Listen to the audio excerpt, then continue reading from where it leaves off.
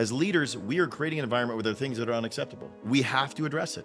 We can't let it go, or that will become our culture. A poor culture is a leader that's trying to catch someone. A good culture is a leader that's trying to coach someone.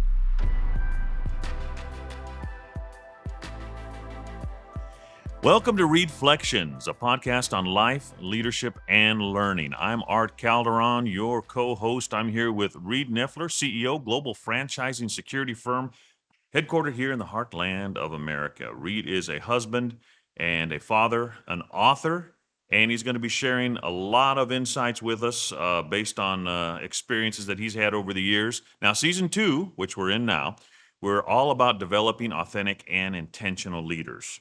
Episodes 1 through 4, we kind of grouped together why develop leaders. Episode 2, which we're in now, season 2, episode 2, experiential, create positive experiences for others. Why is it important that leaders have ability to make positive experiences for others? Yeah, and really, as we're thinking about this, why develop leaders? We first need to understand, if we're the person investing the time to develop leaders, that we know and are intentional about developing their ability to create positive experiences. And so it's super important to do so, because if we have a positive experience, we want more of it. If we have a negative experience, we avoid it. So that's a super simple explanation. But if you have a positive experience and want more of it, you build on top of that positive experience. So, I remember, and I may have told this story before, but I think it's relevant here as well. My youngest child went to kindergarten, and I remember asking him after he came back how it went, and he goes, Mom, and my wife was there with me, I think I made a mistake signing up for this kindergarten. And I go, how do I get out of this? That's day one, buddy. You're going till you're 18, and it's kind of something you're going to stick to. And I sat there thinking, what's the most important thing for a kindergarten teacher day one in that room is knowing these kids are super nervous, right? They're leaving mom, in this case, for the first time for a full day. And, they're not going to learn all their ABCs day one, right? They're not going to, come out there and get a 36 on the ACT, day 2. But if they don't like going, it's going to be a lot It's a harder. bad experience It's a for bad them. experience for them, right? And they want more. And so if you're a kindergarten teacher day 1 and school starting, the focus is getting them to want to be here. Because a person, a student that has a good experience in a learning environment is willing and able to learn. But if they have a bad experience, they're going to avoid learning. And so I think more than anything, we need to recognize if they don't have a good experience day 1 or early in that indication, they're not going to build on top of that. And so it's super, super critical. Just like my son who went to that first day of kindergarten, that teacher should be giving him a hug and encouraging him and say, you're going to have so much fun here. No matter what you learn, it's all about getting them a good experience day 1, because they've never left that environment. And now as school progresses and their experience builds, that positive experience is something they can reflect on and build on. And that's what we need to understand as leaders. And so as an example, here at the office, nearly every time someone starts, I try to go and check on how that first day experience is going. Because there's never a day we talk about more in our careers to more people than, how was your first day? Right? So ultimately, your spouse or significant other will say, hey, how was your first day? Or they'll say, you'll talk to your friends. Hey, I know you started a new job. How was your first day? Right. And that's the day you talk about more, not your second, third. They don't ever go, how was your 47th day, Reed? They may ask, how was today? But they're not going to say, how was your 47th day? And so if we recognize the initial experience that they have builds on all the other experiences, we know that we can develop leaders that focus on that initial experience. And then over time, as we continue to build that positive experience, they're going to come back for more. And just to compound that point, how do we know if we're creating good experiences? And maybe this is a self-reflection moment. Do people ask you to repeat the experience? Listen to what people are saying after their interaction with you, and that'll determine whether you are building positive experiences or not. Right? If they want more time, you're likely building a positive experience. If they want less time or avoiding you, probably should reconsider the experiences you're building. And as a leader in a business environment, you're responsible for creating good experiences for everybody.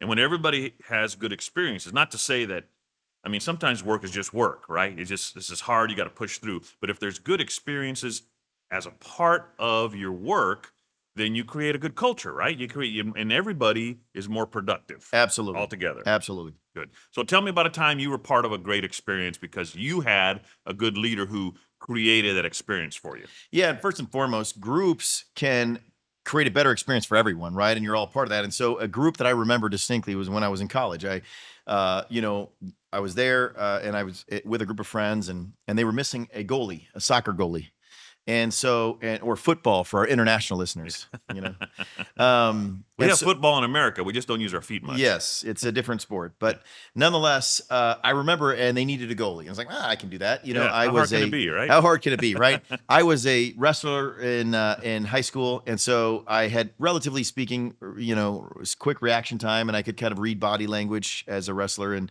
so that I can do this, and I don't, I will, dive and roll and all that other stuff, and so this leader that was there was the captain of their high school soccer team. And I could see that infused. And, as the goalie, you're under pressure to perform, right? Because ultimately now it's you versus the ball coming, Right. and you have a, relatively speaking, disadvantage because they have a large goal and you're a one person. If you dive the Mhm. wrong direction, you're not there. So I would take it totally seriously to do that. And I would try to read the player and see where they're going to kick it and everything Yeah. else. And then I'd try to charge the ball and everything else. And what this guy knew is, like, I was the last line of defense. So he was coaching me up. He's like, hey, and because you can get self-defeating in that environment, right? Like, I missed it and they scored on me, and the game's on the line. I We're let going to go everybody score goals, down. right? Let Yeah. everybody down. And I remember distinctly at that time, he's like, hey, don't worry about it. We weren't back on defense. The goalie shouldn't have to defend the goal if we're playing defense. And for me, I'm like, okay, yeah, but I still wanted to get the ball, right? At the same time as he could have said, you missed that one. It was so obvious. Why didn't you go get it, right? And so he recognized that if I was emotionally defeated in that moment because I let the team down, it was not going to help me stop another goal, Yeah. right? Even though I was driven there. And he's saying, no, we should have come together as a team. We're a team. We should play better defense and give you, block a period of the goal so they couldn't kick in there. And then at the same time is provide another advantage and say, hey, here's what we want you to do. React quicker in this way, et cetera, et cetera. So that was encouraging me going forward. And that created a great team environment. And so throughout the season, he was coaching me, and we were getting better and better, and I was letting less goals through, and we'd won quite a few games. And then now we're in the playoffs, right? And so there was an intramural team, and we're in the playoffs. We're making progress. And this team we were playing against was a very good team. And I actually think the majority of them were internationals. And, Oh, yeah. you get that at school. I'm like, uh-oh, You're done. you're done. But I was like, I'm relatively driven and competitive, and I wanted to make sure I showed up for the team. And so I was amped, ready to go, as many college intramural players are doing, because I'm going to get that intramural champion T-shirt. You know what I mean? I could already see what size. I was looking at what was over That there. thing's got to be worth at least $4 or $5. For sure. I mean, at least it's street cred, right? And so then ultimately we're there and we're playing and everything else, and we ultimately lost. And I think it was by a couple of goals. And I felt terrible about it afterwards.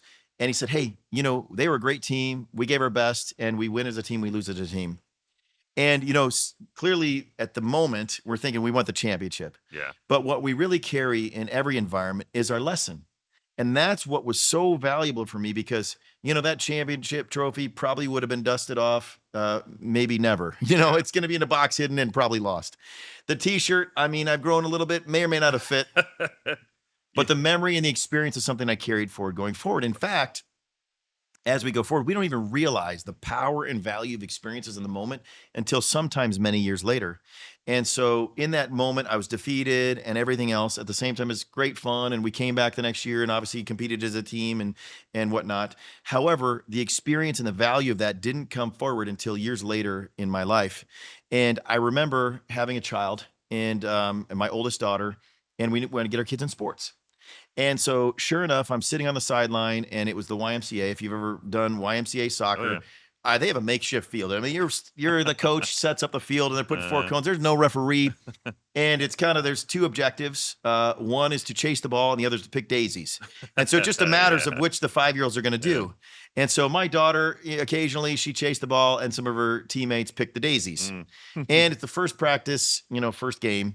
And I remember sitting there on the sideline watching the first game, and this coach was berating them like they were playing for the world championship. Oh, my goodness. And I'm like, first of all, they're 5. Uh-huh. And ultimately, we want them to have a good experience. So then I reflected back on my soccer experience, and I said to my wife, I said, I got a coach. Like, you don't know anything about soccer. I said, I agree. Yeah, no more than that guy. But I can tell you I can create a better experience than this person that's going to have girls crying on the sideline at 5 years old when they were handing daisies to their mom in between plays. So ultimately, why was that important? And I literally remember saying this specifically to my wife. I said, if they have a bad experience at 5 years old in soccer, including my daughter, they may not be interested in playing in sports. And so my job is to make sure that they have a good experience. Trust me, I have enough understanding of soccer, like kick it in the right direction, that I could coach them. You know what I mean? It's like, and picking daisies won't help us win the game. And your girls played all the way through high school, right? And so, yeah, continue on that. And I reflect back and I saw, both of my daughters, one, she played soccer up until she had to make a choice on track, and she became a state champion at track. And the other daughter, who was 2 years younger, that I also was involved in coaching at different periods of her development, became a state champion in soccer, and her team was ranked 5th in the country at one point when they won the championship. And so as we reflect back, here's a perfect example of your initial experience. Yeah. If I did not step up as a leader, watching a parent, berate all the 5-year-olds as a soccer player at 5 years old, would their trajectory change? They would have avoided practice. They wouldn't have wanted to do the next season, and who knows where their careers would have gone. And it's all because in high school, or I guess in college, I was on an intramural team, and I saw what good leadership in that environment, in a team structure, being a subordinate in that role, can create a good experience. And then I carried that forward to when my child was teaching, or was coaching my child as a 5-year-old running soccer. And so that is the power of the experience that I learned, then otherwise applied. And that's where we want to, as the leader, be developed, as I was developed in that environment, to then subsequently go on and apply and create a good experience for the next generation. And so that's the reason we do these things. So you want these good experiences so people can be involved, be engaged. They can align, positive feelings with their job and so forth. But you also have to push the organization in a direction. How do you balance those two things? Yeah, and I think, that's going to unfold over the next 26 episodes, right? Because, So stay tuned. Yeah, so stay tuned. So I think the first part is, to your point, we have to create a great experience. And that's why it's got to be first. Because if they have a bad experience, they're not going to do it again. Mm-hmm. And it's like testing anything. If you're a small business owner and you say, hey, come try this exercise class for free, and they have a bad experience, you think they're going to sign a lifelong membership? No. And you need to know that it's not about them losing weight or about them accomplishing their goals. It's about them having a good experience, because they won't accomplish their goals if that first experience was terrible and they never come back. So as leaders, we understand that. And so then if they have a great first experience using that gym, and they have the good first workout, and you make sure they're engaged and enjoy it, then you're going to lead to a better outcome, right? Would you say that as a leader, if you create a good experience, you create some credibility? Right? Like, hey, I created this good experience for you, so I have some credibility to ask you to do more or different or Absolutely. push this way. Yeah, and that first meeting, that first day, that first interaction is super, super critical. And one of the principles I apply for my, leadership is new to me, and meaning new to you. If you're the leader, new to you, because I know the power of that first experience. So back to the new employee, one of the things we have here, we're a franchisor. And so every new prospective franchisee, I have a call and invite them to our home office for a meeting. And I am the first person they meet when they come here, right? We have a meeting at 7:45, 8 a.m. And I want to make sure I'm starting off that new experience in the right direction. Why? Because I'm the leader they're committing to in the end in that regard. So when creating good experiences, one of the things that is the focus is to model that so that others can see it, right? And so, when they come to this organization and they're a new prospective franchise, they're going to say, does Reed embody the values that he's saying he does? Right. And then does the organization reflect those? So if I'm the leader and I'm not embodying those values, the organization is more likely to reflect the values I am embodying than the one I'm communicating. Regardless of what you say, it's what you actually are, what you live. As the old adage just says, I cannot hear what you're saying because your actions are speaking so loud. Mm. So essentially, I'm watching what you're doing, and no matter what you're saying as an organization, are you living those? And so in our first interaction, and I'll speak to both sides of this, if you're the person that wants to be developed, right, you should be understand the power of a great first experience, right? Mhm. There's the first impression, right? The power of the first impression. We talk about this all the time in general worldly context, that you can't replace that, right? Secondarily, if you are the leader that is developing the person, you need to create a great first experience that they can model, that you're modeling to them in their life. So if I am developing someone, I want to make sure that that first experience in that development is laying the groundwork for subsequent development, and it's a good experience. Years ago, I had a job where I was managing a group of housekeepers at a large hospital complex. A lot of different buildings all over the place, and a lot of different floors, and just a lot of real estate.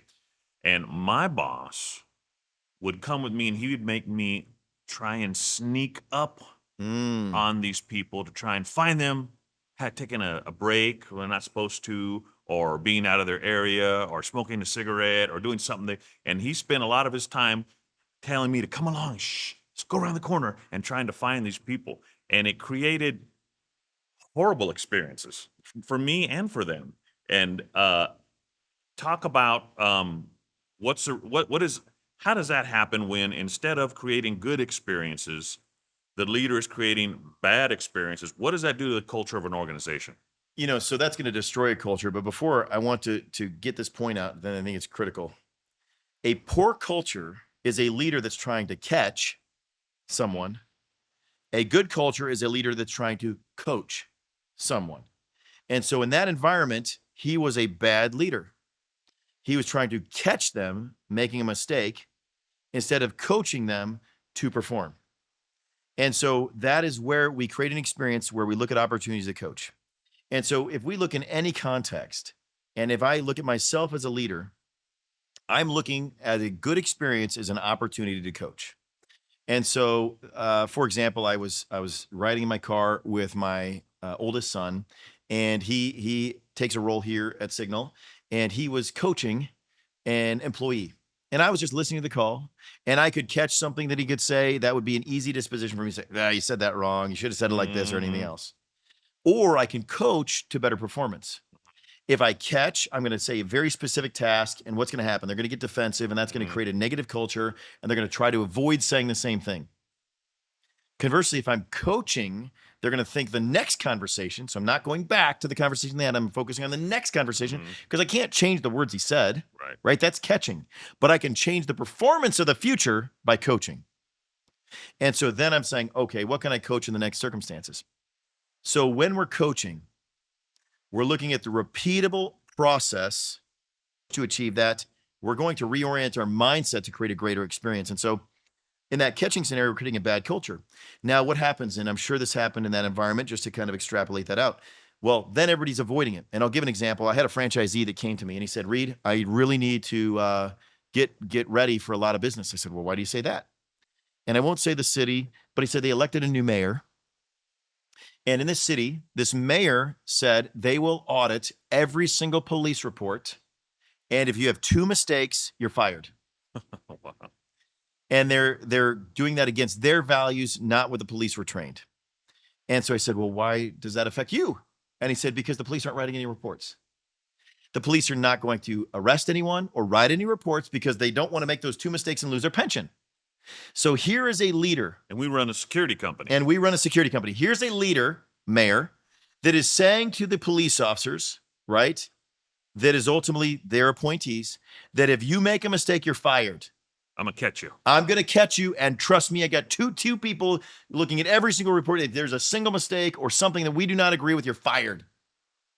So they avoid doing anything Yeah. because the conditions in the habit said, if you make a mistake, you're fired. So what does that do? That leads to a bad culture, apathy. I'm not going to do anything. That's what they said. Because you're going to only fire me if I have a bad report, and that's the only thing that's a grounds for termination, I won't do anything. Because you didn't say you wouldn't fire me for not doing anything. Yeah. You said you'd fire me for making a mistake. Well, if I don't do anything, I didn't make a mistake. Right. And so now that culture was created on the other side. Instead, there's other areas, and we'll use the police again, and I'll give a great example. And I remember, and for those who are history, there was and I'll use this one specifically because it's very historically oriented, but New York was a terrible place for crime. And at that time in the 90s, and I won't refer to the leaders because that's polarizing when you refer to the leaders, But they said, we are going to prosecute and address.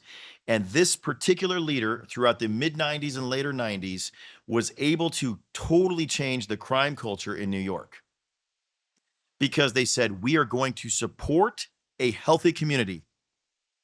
We're not going to catch criminals. We're going to create a healthy community. So that is the coach. I'm going to recruit and train police officers. I'm going to teach them by their visibility, walking up and down the streets and smiling and waving. And it's proactive policing, right? It's present policing, and say, I'm here, I'm here, I'm here. I am someone that is going to, protect and serve, right? And ultimately that created an environment and the whole culture changed. And ultimately there was tons of things that were written about that, because ultimately saying, I'm not here to catch your mistake. I'm here to create a safe environment. That led to a great experience and people wanting to live there. And actually what happened is, and look back historically, property values accelerated in New York from the 90s to the to late 2000s, simply because they created a culture people wanted to live in, instead of one they wanted to vacate because of catching instead of coaching. My kids' teachers, I remember at least one of them, they handed out these passes to the kids, and it was caught being good. And when the kids did something positive, said something positive, did their homework right, whatever it was, were respectful, they give them these little passes, and they could turn it in later for treats and everything. Now, that worked great for my kids. They loved that. They responded very well. However, we're all different, right? And so when you have an organization, especially one as large as yours, you got a bunch of different people. They all are motivated in different ways. How do you create the right kind of experiences when you have all these different personalities? How do you make sure that you can address all that and get everybody on board? I think as I was an early leader developing, I didn't know how to do that. Right. And I think, I wasn't sure how to do that. And so for me, what I look at is timeless principles over time. And so, one of the documents that I study religiously, literally, is the Bible. As leaders, we are creating an environment where there are things that are unacceptable. We have to address it. We can't let it go, or that will become our culture. And so through that, I recognized every time Jesus engaged, he would have correction, then direction. So they would come with him and say, yes, that is something at this turning point of a culture that we're creating. It was a Christian culture that kind of encapsulated the world and has ever since. It was a turning point to say, yes, the law is still valid, meaning it's a core way that we operate in the world. And that is unacceptable. But on this other side, there is a repentance on the other side. You can go and be somebody There's different. grace There's over there, grace over there, forgiveness. forgiveness. You can change. And so it's correction and direction. So as a coaching leader, we can say, hey, here is an area that I noticed that there's an opportunity to improve. You made a mistake here, right? And I'll give an example. And this is where I think schools can be broken in this regard, but there's an opportunity as well. So I remember taking spelling tests as a child. And, I am not the best speller. I don't know about you. And, No. I Spell sounded check, all out, man. and English language not easy to spell. But I get my paper back and it would be -5, -8 out of 10, or whatever the number was, right? I wasn't that bad, but you get the idea. But conversely, then you leave defeated. But what if it was +2 or +5 out of 10? What if saying you got 5 now? A coach would encourage and say, hey, let's coach you how to do better, right? For And six. so how do we get these things? I before E, except after C. I'm coaching you to improve instead of looking how you're broken from the standard. And so that is the correction, saying, hey, you did miss these. But now direction, why don't you look at, you're missing them the same way, right? And you're spelling them in this way. And here's principles, consistent principles that you can apply in the future when you're spelling this word again that you won't forget. And there's a lot of mnemonics we can add to that and things of that nature. But that is what a leader does. It's saying, hey, yes, there's a miss. And I'm not doing that to shame you, to embarrass you, or to make you feel less than. I'm doing that to recognize that there's an opportunity for coaching, and here's the direction. And so going back to my analogy of Jesus, he saw an opportunity for someone to be better. He made sure they recognized that and ultimately owned it. Then he provided direction on how they can do it. And the third step to that is go and tell. He would say, go and do. Go and do. And that is what we want to do, that if we are a leader trying to develop improved experiences, we correct, we direct, and we tell them to practice. And so again, we correct, hey, this is an area you can improve. direct to create a better experience, and now go do that right away. The quicker you do it, the more likely you are to apply it. And if you do that in your next experience, the world would be better as a result, right? Very good. Here we are out of time again. Thank you very much, Reed. Experiences. Experiences. As a leader, we are to create good experiences for those around us, for those that we lead. It's part of being a good leader. Thank you very much for listening. Thank you, Reed. Next time, on episode 3, exponential. Leaders facilitate exponential growth. Sounds interesting. Can't wait for that. Thank you for listening to ReedFlections, a podcast on life, leadership, and learning. I'm Art Calderon. Be purposeful.